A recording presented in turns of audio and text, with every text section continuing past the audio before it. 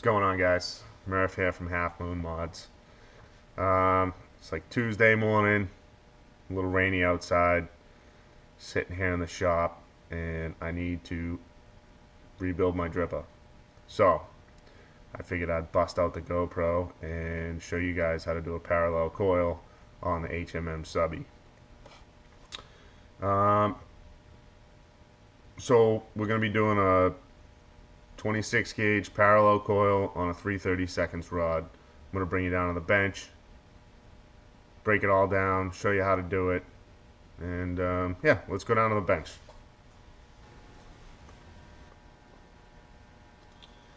Okay, like I said, we're going to wrap a 26 gauge parallel coil on a 3/32 rod. So I like to use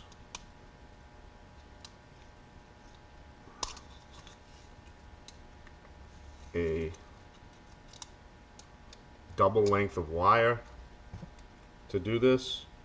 You can use two separate pieces, but I just find that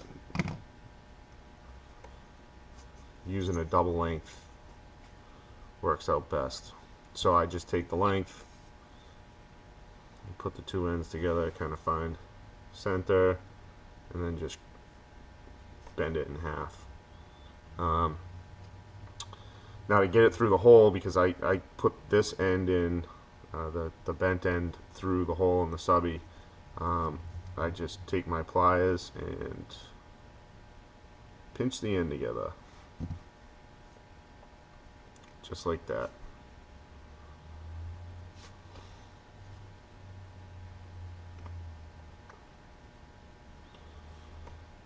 The wire is going to be kind of all over the place, like so. You can see it's just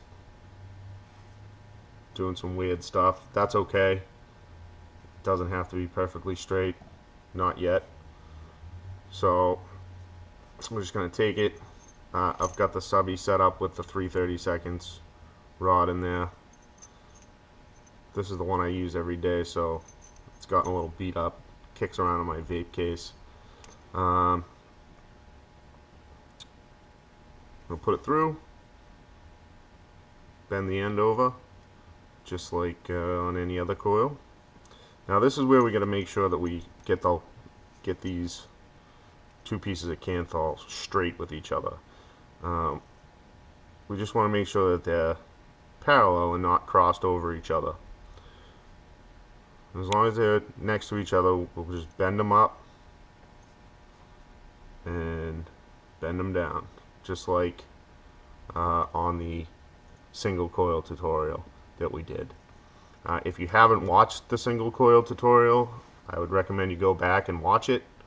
That's a little bit more in depth, where I kind of break this whole thing down and show you how to just wrap a standard micro coil.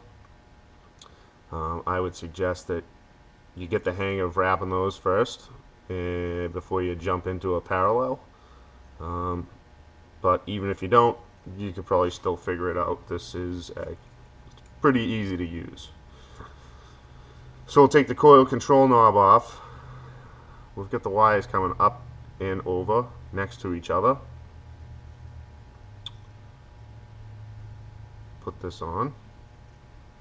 And then when we take these out to the side here, we just want to make sure, once again, that we don't cross them over each other.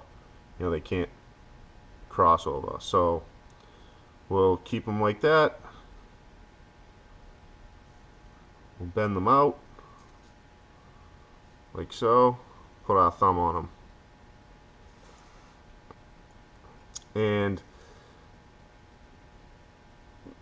the first time, I don't even know. I watched Honest Vape did a review of this, and I mean, he did a parallel coil the very first time he tried it on camera, which I thought was pretty cool. So it really is pretty easy. So we'll just get the wires lined up just like we talked about, put it on, and then we'll just wrap. 1, 2, 3, 4, 5. Yeah, we'll go 6 just so you can see.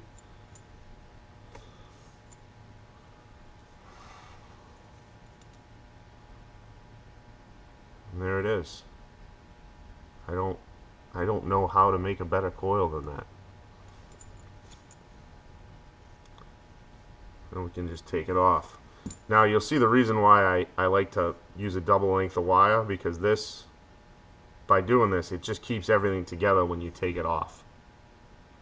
The two coils don't tend not to separate as they do when you just use 2 separate pieces of wire.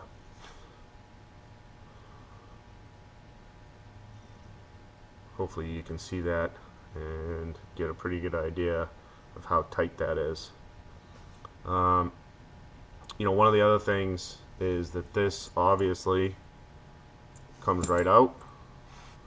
So when you're mounting it in your atomizer, you can just put it through, drop it in place, mount your wires. You can use it to tweak it around, straighten it out, whatever you need to do, and then just slide it out. Here's one that I did on an 1/8 rod. This was a monster. Take this off, and even going out, I don't know how many wraps that is, 8 at least. It still stays nice and tight.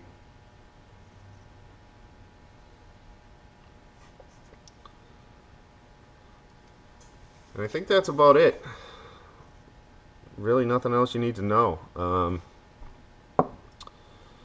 Good luck, have fun building, and don't forget to check us out at www.halfmoonmods.com.